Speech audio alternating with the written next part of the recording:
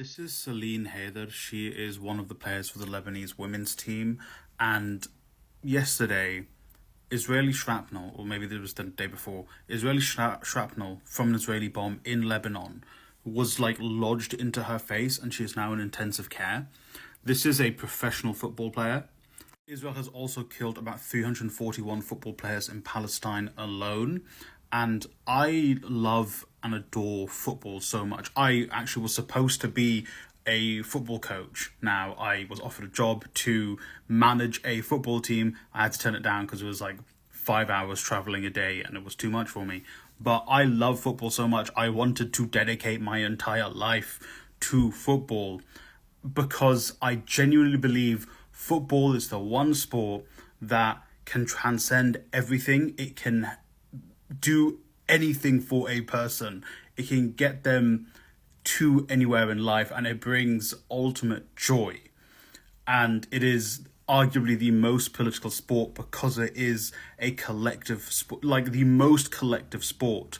Its roots are built into the workers, the people who came together to try and find joy.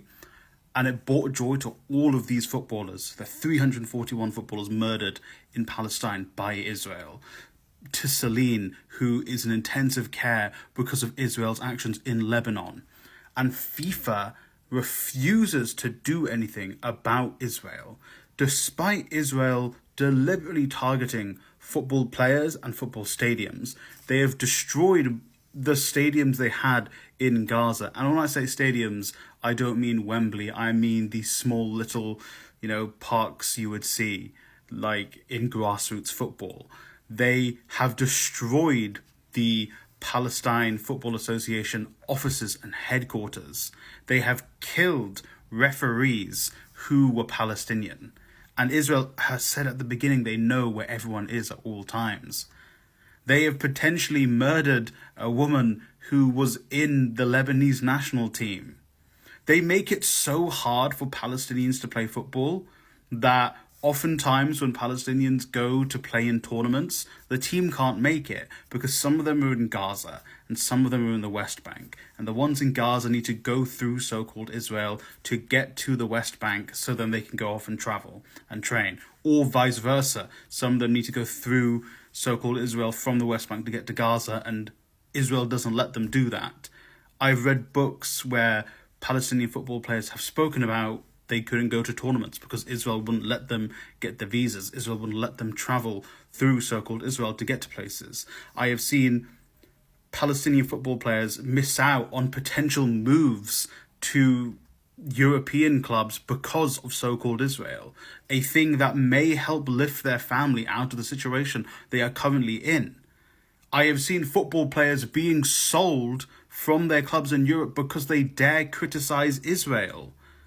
And yet FIFA will do nothing about Israel deliberately targeting footballing facilities in Palestine.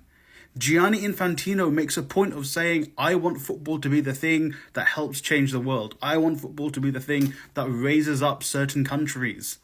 And yet, he does nothing about Israel's actions. They keep delaying the potential ban being brought forward on Israel. They just refuse to do it, and it is infuriating. And as someone who wants to dedicate their life to this sport, it is... As someone who had aspirations of potentially going as far as the level of being able to interact with FIFA in football, it breaks my heart because this thing that I love and I would love to dedicate my life to there's no morals in it from the highest level. And then from the second highest level, like UEFA, there was no morals in it. And then the FA in England, there's no morals to it because the FA in England were happy to come out and talk about Russia with Ukraine. The FA in England won't do anything for the Palestinians. And it's just...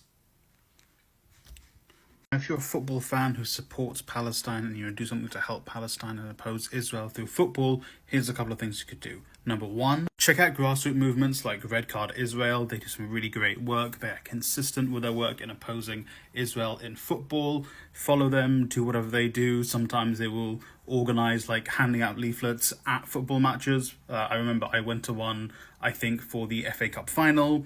I went there, hand out leaflets to people, or they just do online petitions and stuff. Go check them out. They actually do really, really good work. I highly recommend them. Also, the BDS movement regularly does activations like they did this one on Sunday, where, you know, they were doing social media blitzes about Israel's participation in the Nations League, and or, you know, maybe their participation in FIFA competitions or other FIFA competitions like the under-19s or under-17s World Cup. BDS does regularly do stuff regarding football, so you can go check their stuff out as well. Also, if a team you support, whether it be your local or your national team, is playing against an Israeli team, whether it be the Israeli national team or an Israeli league team, do not watch it. This will tell FIFA or UEFA and the broadcasters if an Israeli team is on television, viewership goes down, revenue goes down, Israeli teams means less money. Furthermore, if you have the opportunity to watch the team live at a stadium or a ground, do not go. In France, when Israel was playing France, a lot of the stadium was empty. Usually, the Parc de France is like almost sold out, regardless of the match France is playing. So again, it shows broadcasters revenue down, local ground revenue down, surrounding municipality revenue will be down if Israel comes to play. Next, if you see any brands working with Israeli football, avoid them. For example, the Puma boycott, which is still going on, by the way, because Puma have not 100% confirmed they might not be doing Israel's next kit. They did the current kit, and they've said, we're not going to do it anymore because economically it's not viable, or at least the contract has ended and we don't have a contract sorted. But if Puma decide to go back to Israel, you do not buy Puma stuff. If it's Adidas who decides, okay, we're going to pick up doing Israel's kits, you do not buy Adidas stuff. So on and so forth. Again, these companies, these corporations only care about money. All they care about is the money coming in. So if they see their money going down and we make it clear it's because of their working with Israel, they're gonna stop working with them, and hopefully Israel won't have a kit manufacturer. And finally, talk about it. If you and your mates like watching football, bring it up. Talk about the fact that you aren't going to be watching stuff with Israeli teams. Talk about the fact they should be avoiding, talking about the Israeli football match, or they should avoid giving their money to companies that work with Israel. Football fans will talk to each other. Football fans will understand each other, especially if they are your mates. So if you're happy to have that conversation with your friends, say to them, hey guys, I don't know, you're a Besiktas fan. I know Besiktas are playing Israel. They're not even playing in Turkey anymore because UEFA decided to move the match out of Turkey. Israel aren't playing them, Maccabi Tel Aviv are. We aren't going to watch the match. We aren't going to watch the Besiktas versus Maccabi Tel Aviv match because we want to show UEFA that we do not want Israeli teams in our football.